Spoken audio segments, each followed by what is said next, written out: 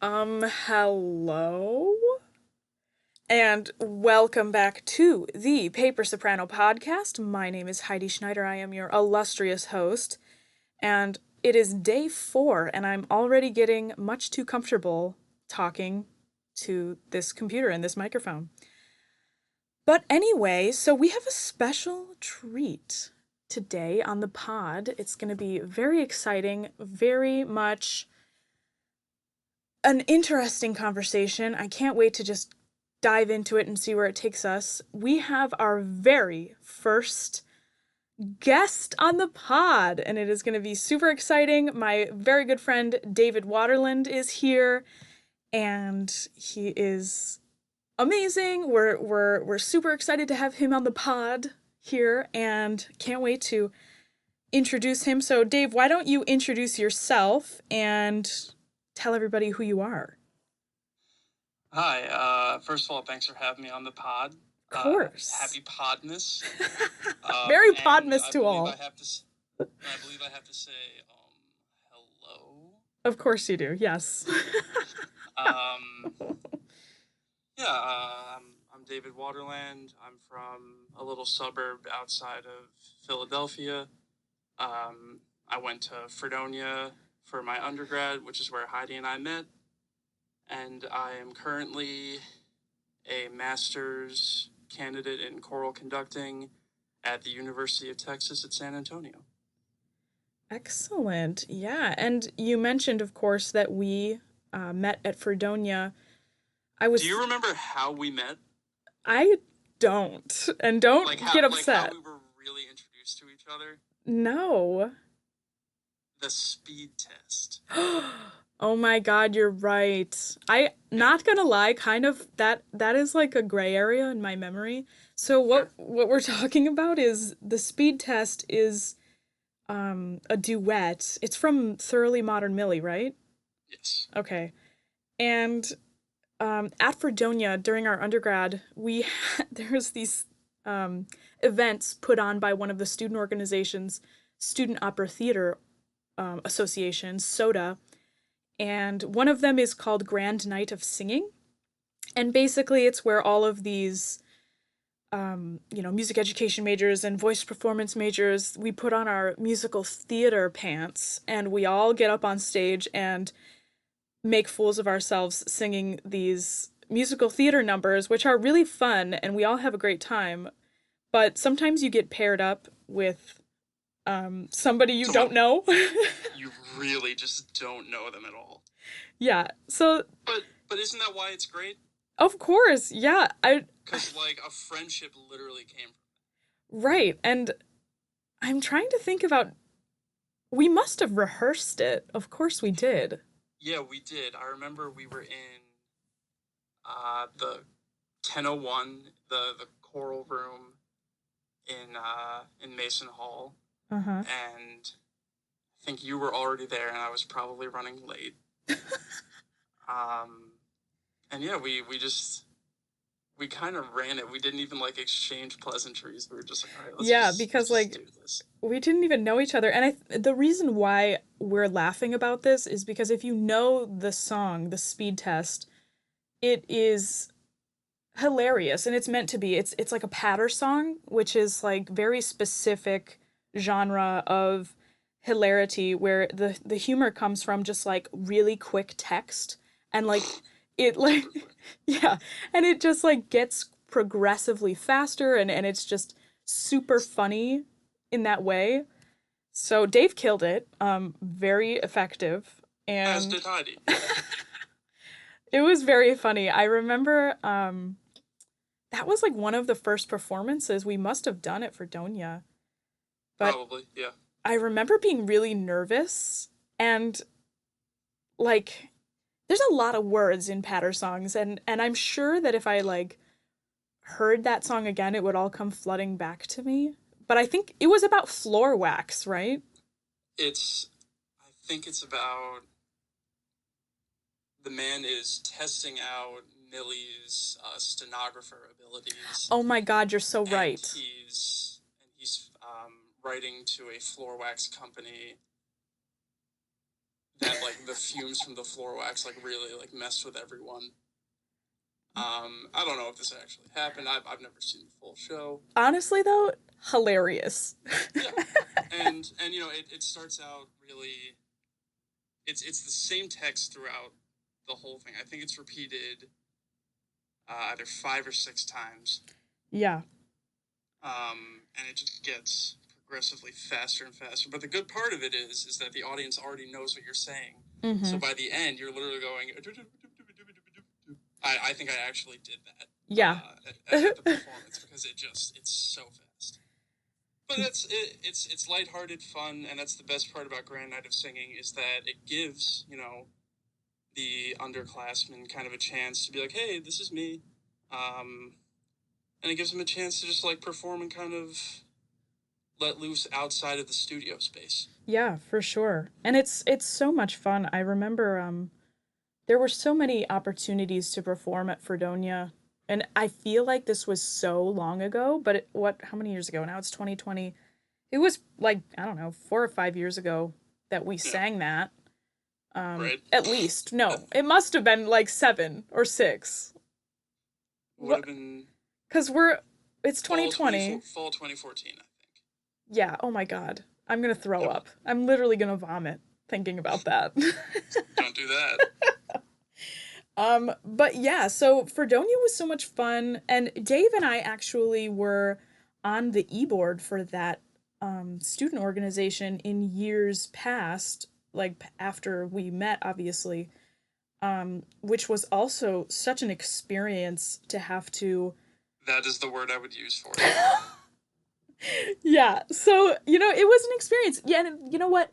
That just goes to show, like, when you're on an like anyone, I'm sure people listening, like you've been on an e-board, you've been on some kind of organization where you're in charge of things, and like these things have been done in the past, and now you've been endowed these responsibilities, and people expect it to be a certain way, and they expect certain things from you, and it's a lot of pressure, especially when the events are good, especially when the group has a good reputation, and everybody's counting on you for the quality of these events. So it's a good experience to have, and um it is a good test of friendship for sure, because you have to really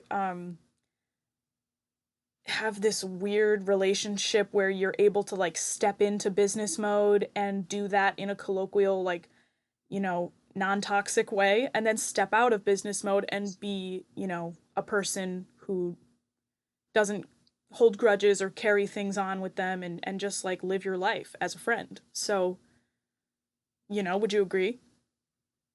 Yes, I would.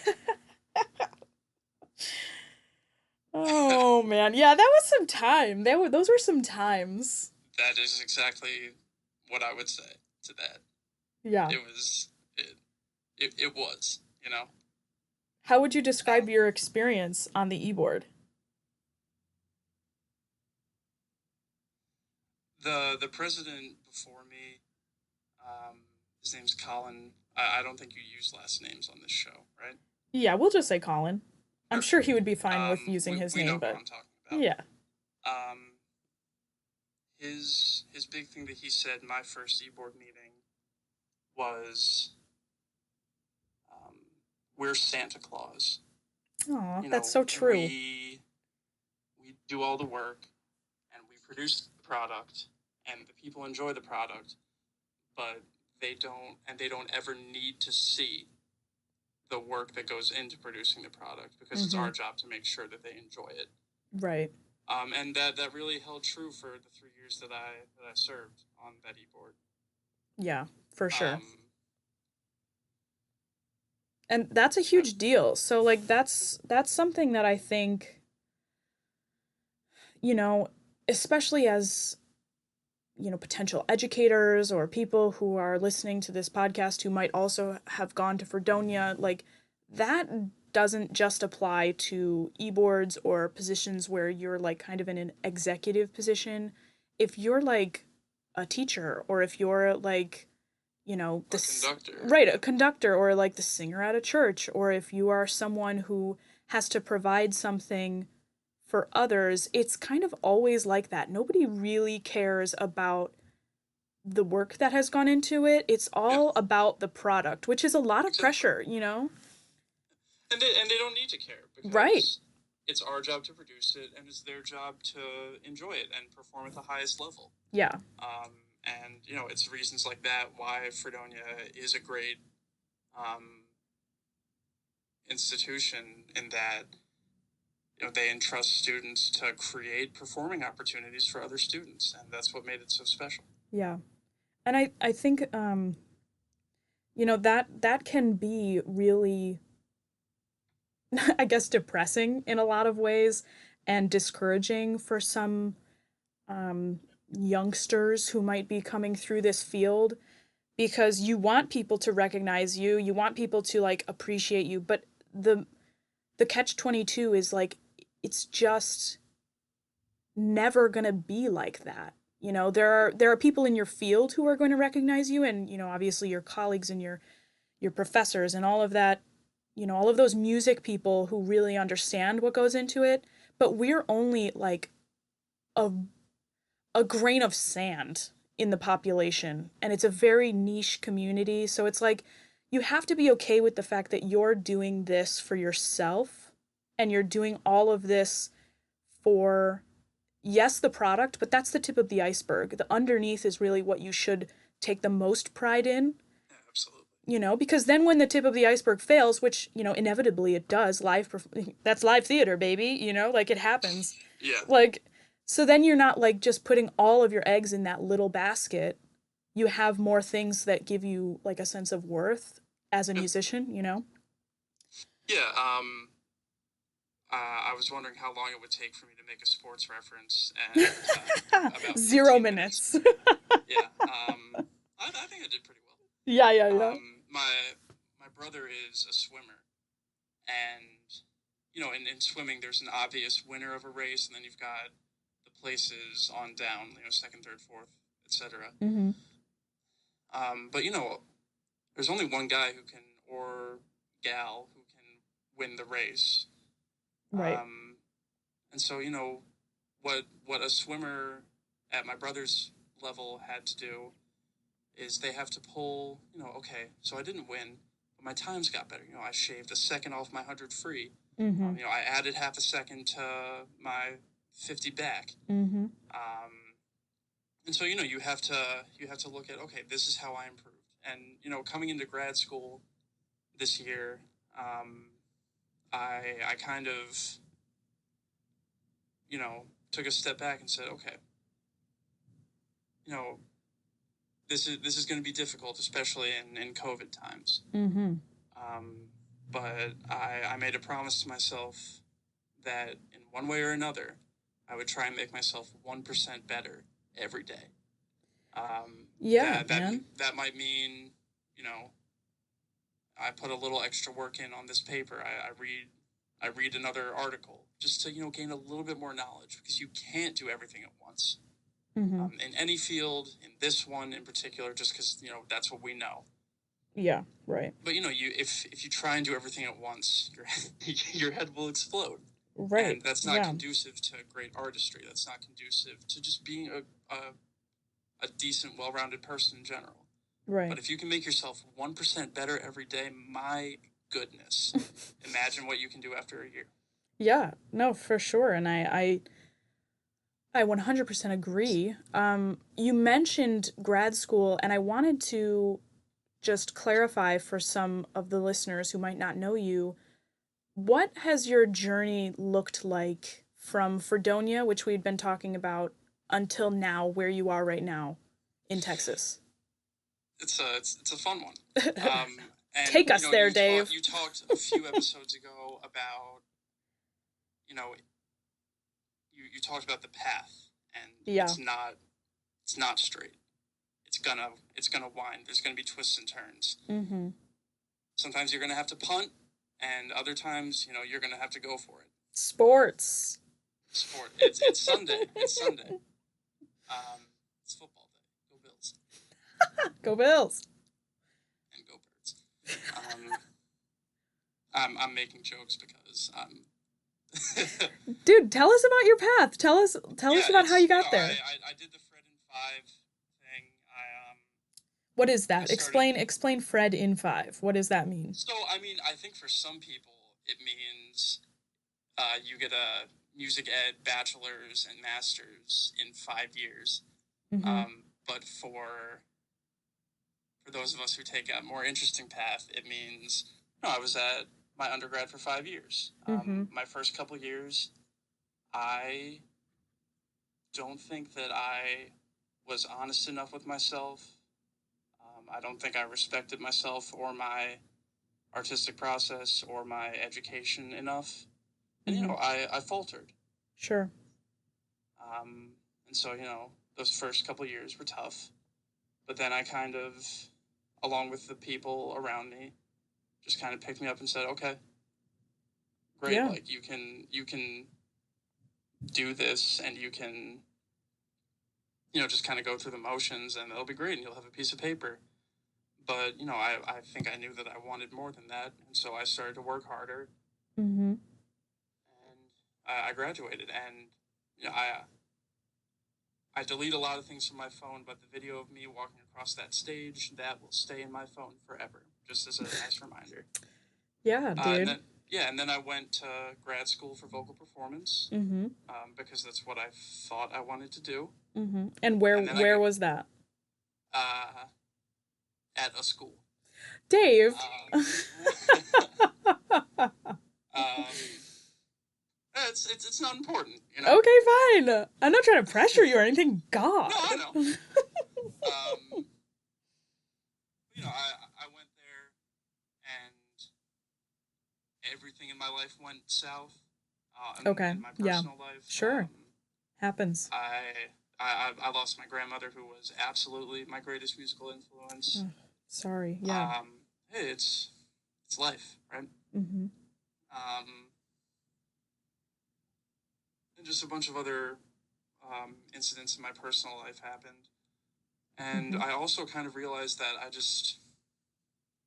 I wasn't getting what I wanted out of vocal performance that I saw people like you and other people who we went to school with were getting out of their master's degrees. Mhm. And so, I had a conversation with myself, my therapist, the person overseeing my graduate assistantship, who's a marvelous person. Mhm. Um, and, I decided, yeah, rather than, try and go through the motions again and repeat a pattern that happened in my undergrad, Right. I have to withdraw and I have to take some time for myself to kind of figure out what I want. And I did. Thank goodness I did, because now I'm down here at UTSA. I'm I I wish that we had in person stuff because I wish I could get to know these people more. Mhm. Um, but the interactions I've had with the students who I'm a grad assistant for are great. Um, my teacher is so supportive and just brings love into what she does. Mhm. In addition to you know working really, really, really, really, really hard. That's really And hard. yeah, and I don't know,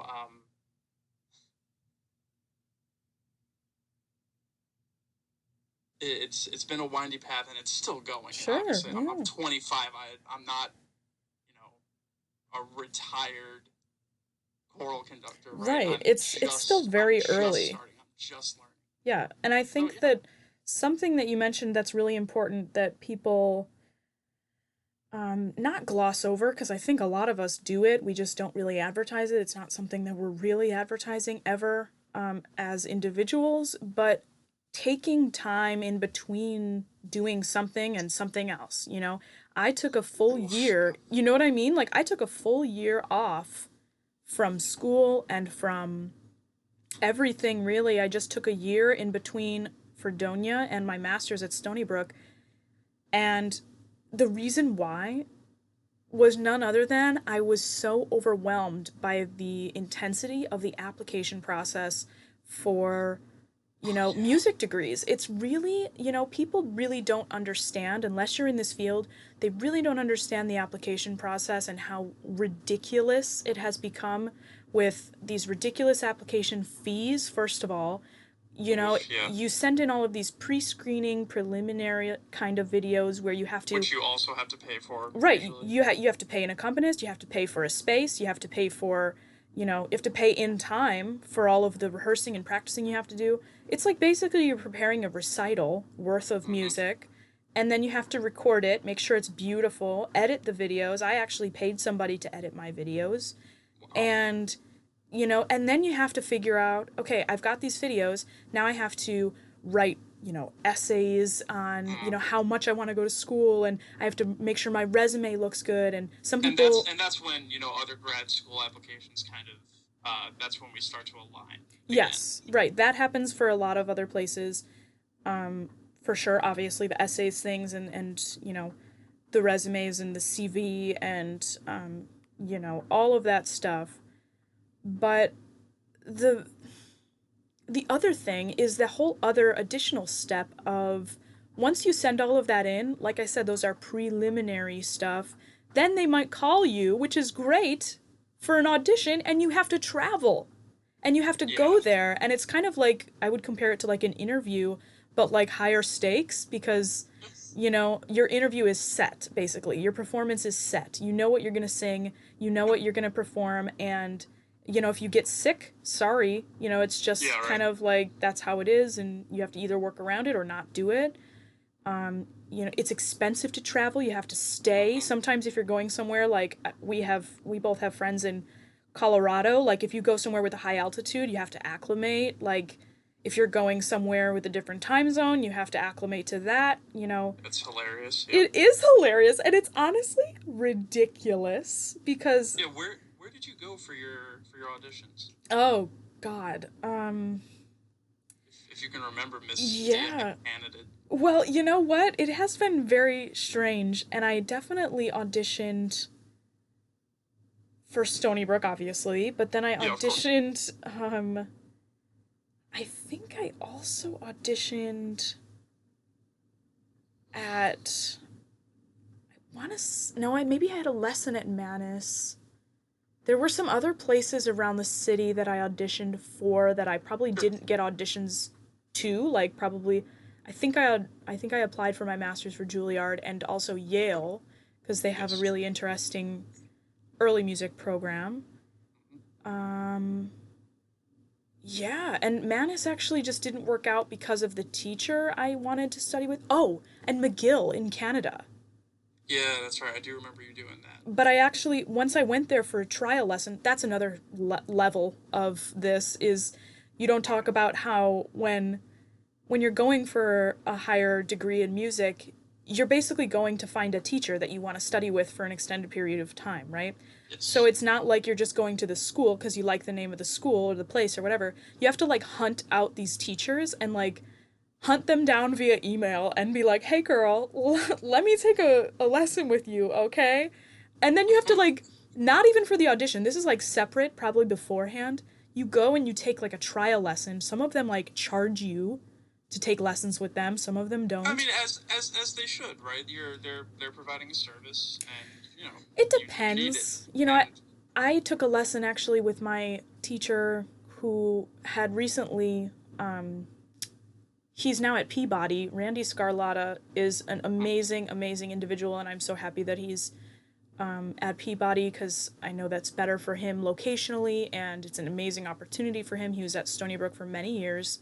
But when I originally sought him out at Stony Brook for my master's, he was the only teacher, the only professor who was so genuine about recruitment that he did not charge me for that lesson. He was like, "Listen, I'm happy to recruit, and I think that it's important, and I think that, you know, I can't really remember exactly his wording, but I remember being absolutely touched by that, because I had some previous experiences where, the professors would just kind of, you're another cog in a wheel, another, one in a million kind of whatever, here you go, yeah, whatever. You're just, Yeah, how you do another. it, keep it moving kind of thing. Exactly. And it's really hard to think about yourself like that. And those are the kind of characteristics that I value in people personally. Oh, absolutely. I think, yeah, I think that seeing and hearing things from people that have that kind of undertone is really important to me. And, it shows their true colors, it shows the colors of the school, it shows what people are really here for, which is, recruitment, and they want people to join, and they advocate for the program, and it's, whatever. If you have to charge students for trial lessons, be my guest. It is what you have to do. But Yeah, people gotta eat. yeah, you That's got to eat. But a lot of these professors, are like killing it. Tenured professors at really nice yeah. universities, and it's like, I get it. It's part of your time, and I'm not judging anybody for charging for your services. But I could just tell the way that Randy talked about recruitment and how he was really genuinely happy that I sought him out and was, wanting a lesson at Stony Brook. Those kinds of things stick with me, and that was one of the things that drew me to Stony Brook. So it kind of reminded me of Mr. Ehas, my Uh, my first teacher at Fredonia. You know, so Good people. yeah, there are good people out there, and it's hard to see that sometimes. But okay, so you're in Texas now. Yes. So you talked a little bit about what you're doing there specifically, but talk to me about, like, what's a week in the life look like in your degree. I mean, I stay inside all week. We Uh, love it. We love it. for the most part. Mm-hmm. But we're doing. We have a lot of asynchronous and hybrid classes, which, like, if you had said back in February 2020, you say, "Oh yeah, I'm taking an asynchronous online class," no one would Right. have known what you meant, Right. because COVID's just changed that landscape. Exactly. Like, Um, what is that? Monday, Tuesday is usually my. If I have readings for the week, I'll do them early, and if I have definitions assignments, I'll do them then. Dang. Um, Okay. All right. Productive. We see you. Try to be. And there's Monday Night Football, so I give myself a break there. Okay, so you're not doing Just anything on Monday. college basketball just came back, so I'll be able to unwind there. Although, should they be playing this season? Probably not. But I don't read enough to tell people what they should and should not be doing. Wednesdays I have my one my one Zoom class, which is a rhythm and meter course, which is so fascinating. You said And rhythm and meter? Rhythm and meter, yes. So just kind of dissecting, like, what does a time signature really mean? Yeah, yeah, yeah, yeah. I love And that. just great things that I'll be able to use in my future as a conductor. When, a few years ago I would have seen a theory class and been like, whatever, it's just a requirement, I'll just do it. Yeah, yeah, yeah. But now I just kind of make myself sit down and I say, okay, yeah, is this hard? Yes.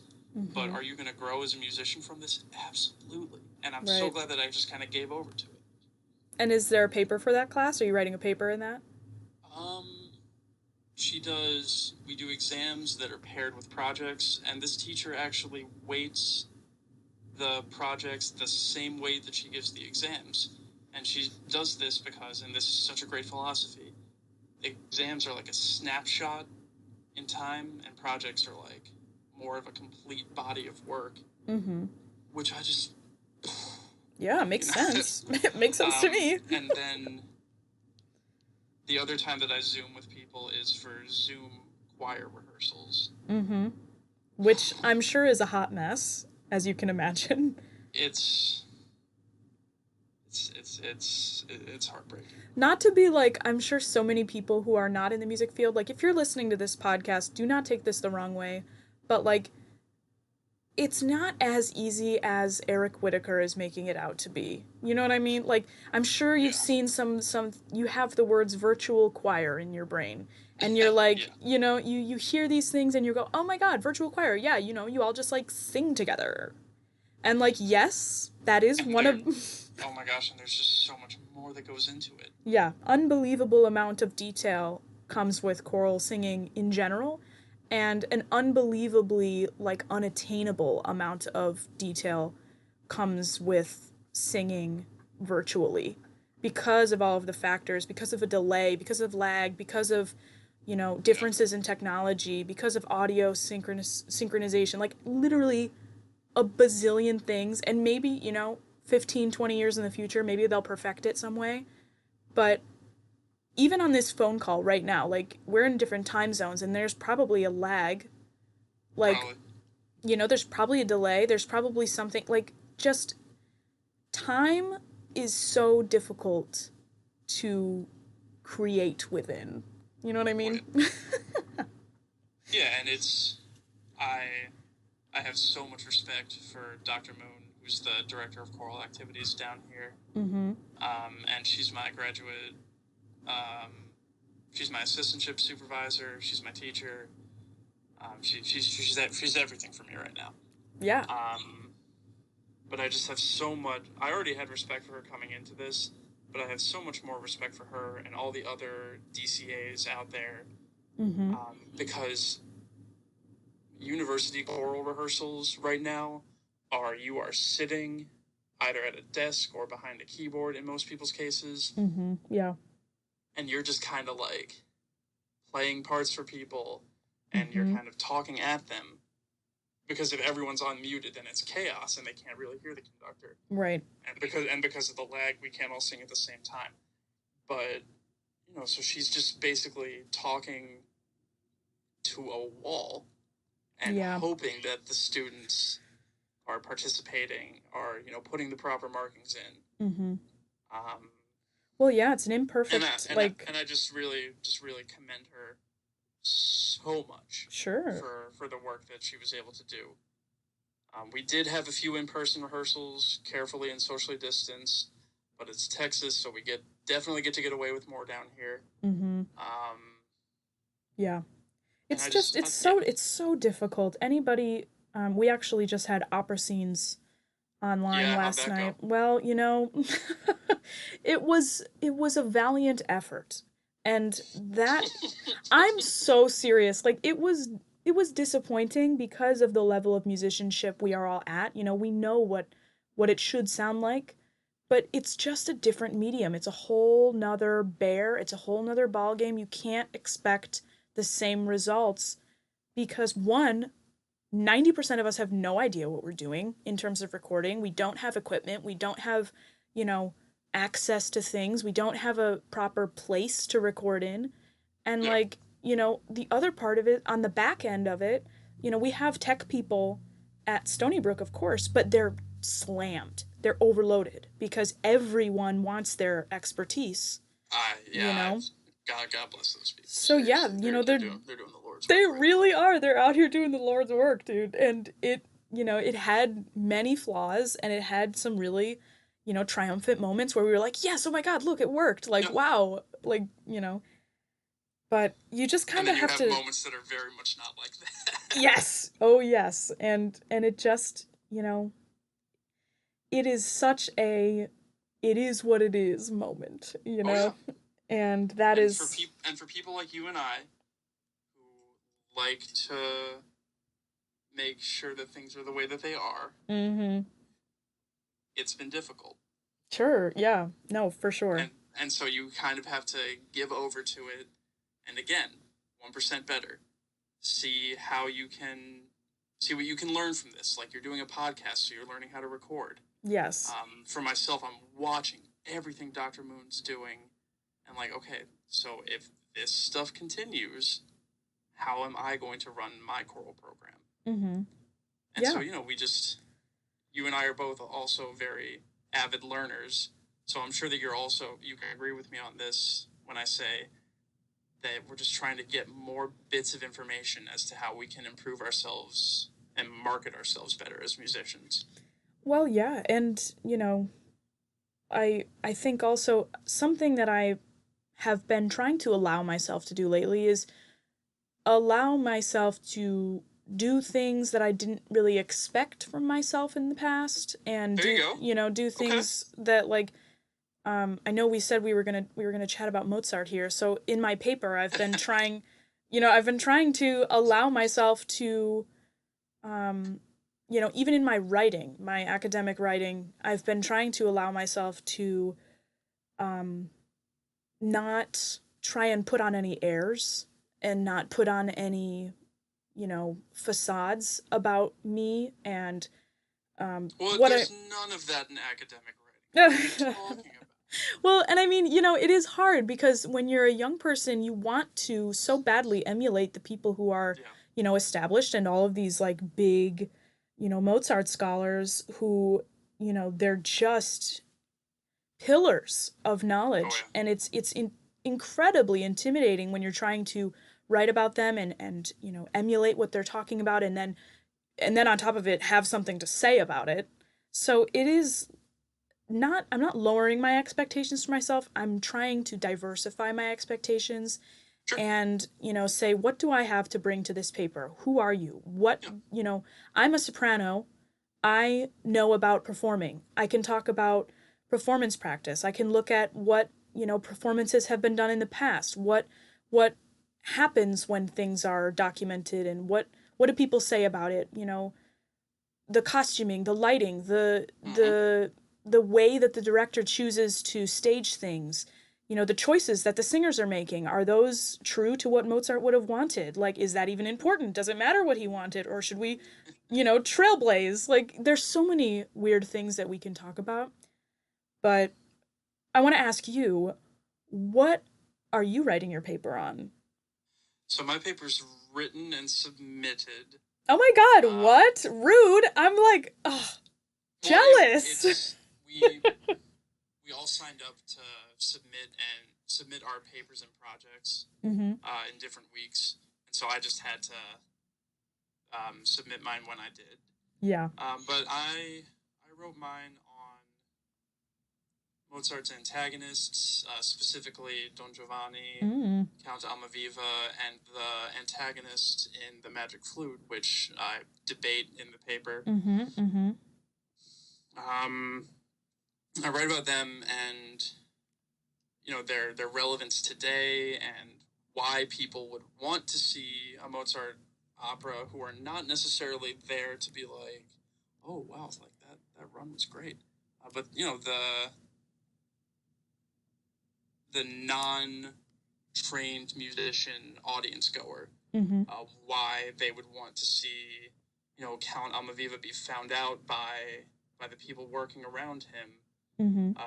why Don Giovanni um, being taken down, literally dragged down to hell at the end of the opera is so satisfying. Mm-hmm. Um, Yeah. I just I wrote my because we were supposed to write about she said don't summarize the plot of an opera or break down a Right. character Yeah. because we do character breakdowns as well. Um, she said do something outside of that, and so I said okay. Mm-hmm. Mozart's awesome. I sang a lot of Mozart in undergrad, as a lot of baritones do, which is so much fun to sing. Um, but I said, why is Yeah, our that's the Mozart's opera question. so popular? Yeah, that really is the question. And that's honestly, I'm also writing a paper. I have not submitted it yet, unfortunately. But There you go. it's You have how many days to do that? And um you're doing a podcast? No, I'm listen, y'all, I've got like 15 days or 12 days or something. I don't know. oh yeah, you'll be fine. I've got listen, Dave. I've got stuff already on the I paper, know. okay? I know. So, but here's the thing, like, that big question of why, why are we still doing Mozart? A lot Yeah. of contemporary people are like, what's the point? It's out of date, it's out of touch. Like, why are we. Couldn't be further from the truth, Well, honestly. sure, and I mean, you can argue either way, because a lot of the things that I'm talking about in my paper is, I'm doing, Die Entführung aus dem Serail, the abduction, Yeah. and that is notorious for being a huge production of exoticism and Yeah. Orientalism, and it's really hard sometimes to watch or really true to Mozartian production because people are wearing blackface and they are, acting like barbarians, and that's a whole portrayal of a culture that, Yeah. when Mozart was writing this in Vienna, he was feeling those ways, and all of the like Austrian people like also felt very strongly about the Turks. And then there was all of this culture, quote, culture created against them and kind of Mhm. mocking them. And, that weirdly enough became what we know today as, quote, Turkish music. And it's not actually Turkish music, it's a white interpretation of Turkish music after a wartime. So it's hard to look at it that way and say, this is of course some of the most amazing. It has one of the most impressive soprano arias of all of Mozart's, works, and it has some of the Yes. lowest stuff for a bass, lowest music written like across all of opera. It's insane. The range for the bass osmin is just unbelievable and really really like incredible. But then that also makes you ask, why did Mozart write him the lowest music? Why did he make him such a comedic role and have him sing such incredibly low stuff? And then also, why did he make the Pasha one of the you know, one of the main characters? Why did he make him a spoken role? Why didn't he give him music?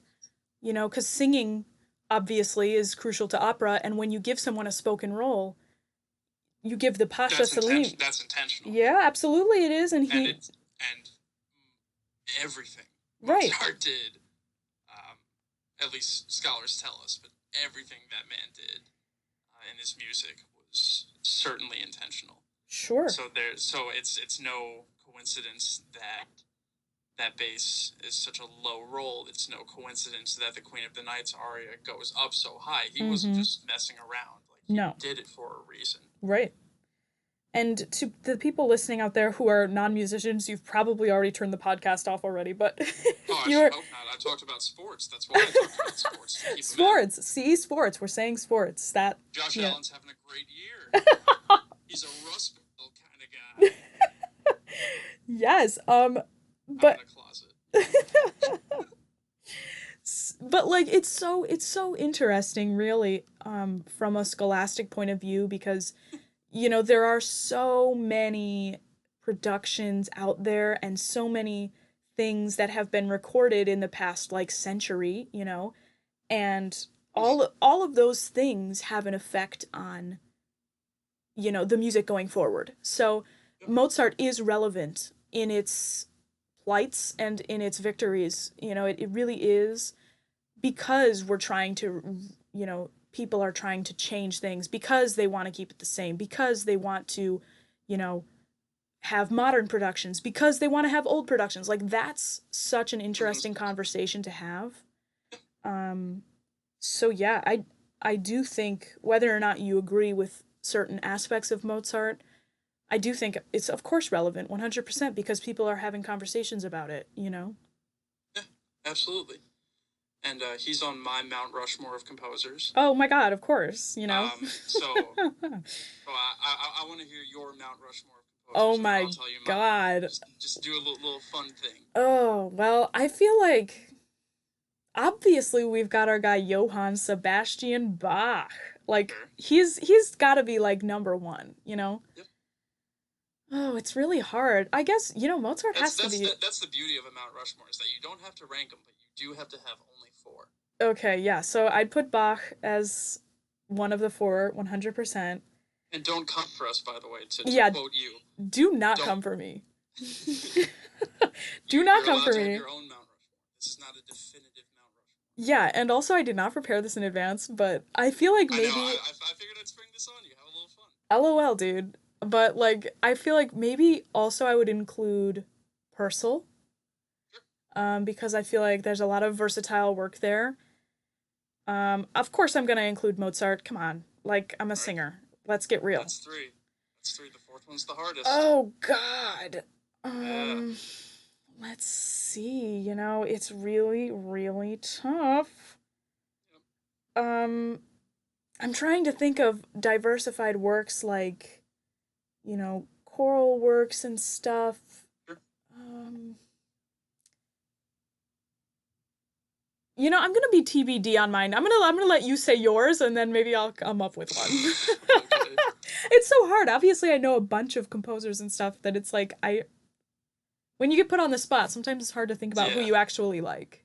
Yeah. So our mutual friend Jonah and I do things like this all the Oh time, where my we're like, God. yo, man, like if you had to pick like three people to compose an opera for you, who would you pick? Yeah, dude. Can't wait to have him And on the pod. oh yeah, he'll be a great. He'll be a much better guest than me. Dude, no way. We're Um, having a great time. I don't know who you're talking to, but so my Mount Rushmore, Mozart and Bach. hmm Um, I feel like you're not gonna have a lot of variance on that one. hmm And if you do, that's fine too. Yeah.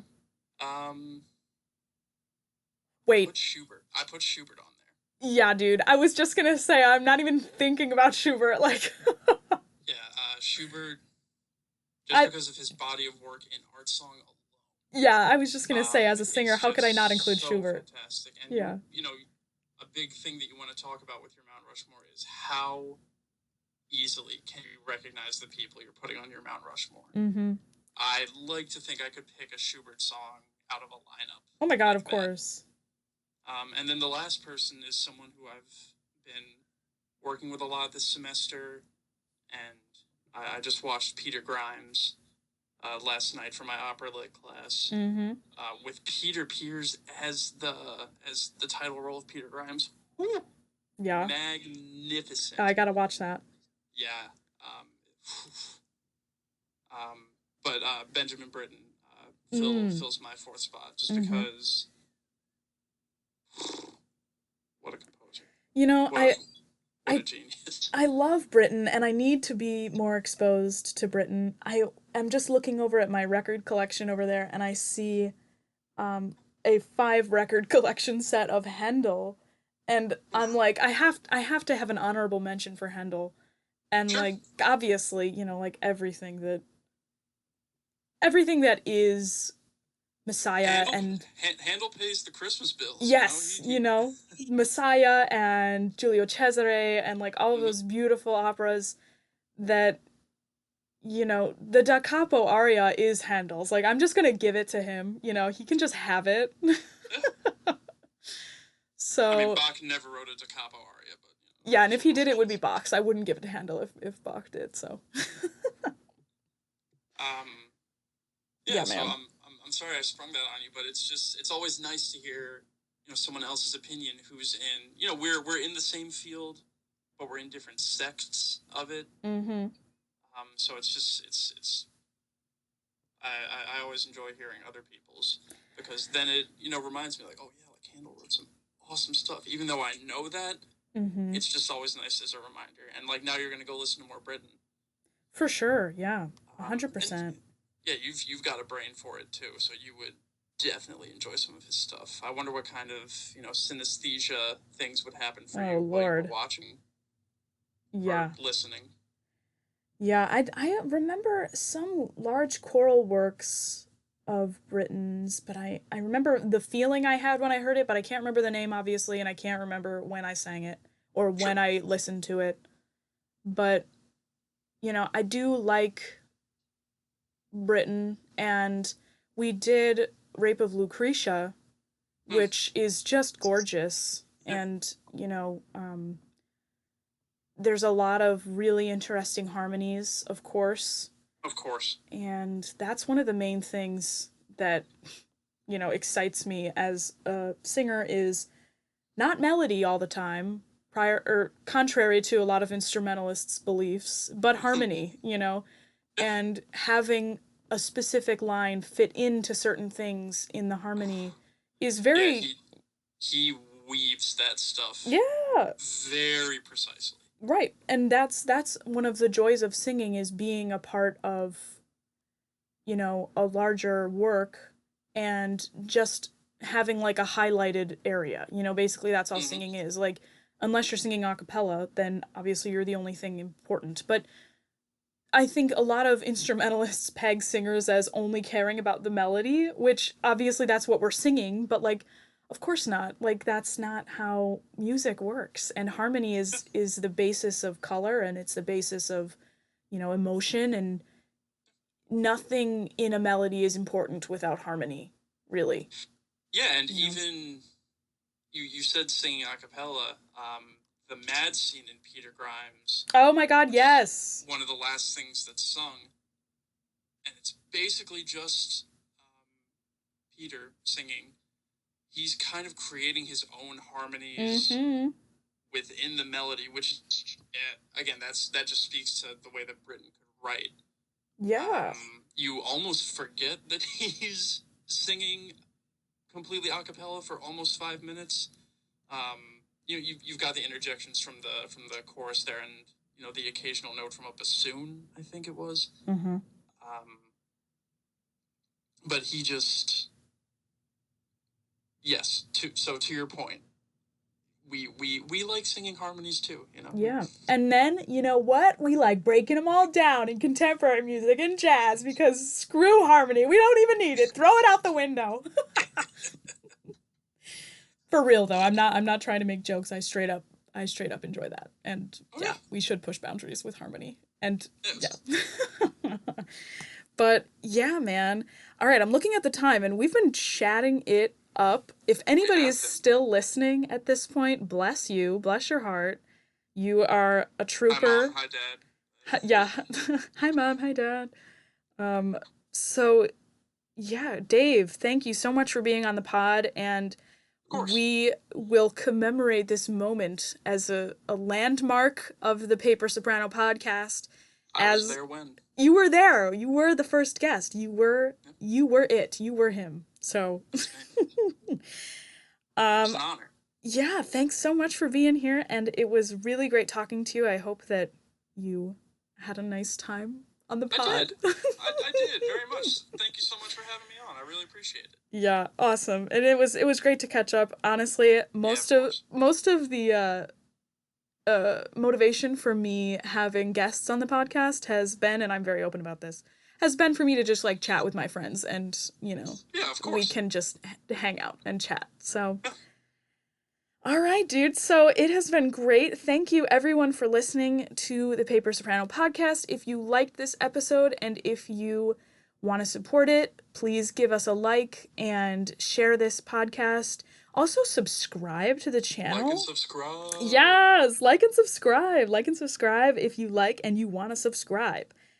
And let me know, people. Let me know if you're trying to be on this pod. I am trying to have you on this pod. We can have a conversation about anything. Particularly, I know lots of things about music, but if you want to talk about something else, I'm here for it. So I can't wait to talk to you all tomorrow. And thanks again, Dave, for being on the pod. It was great to have you here. And we will see you all tomorrow. Bye, everyone. Bye.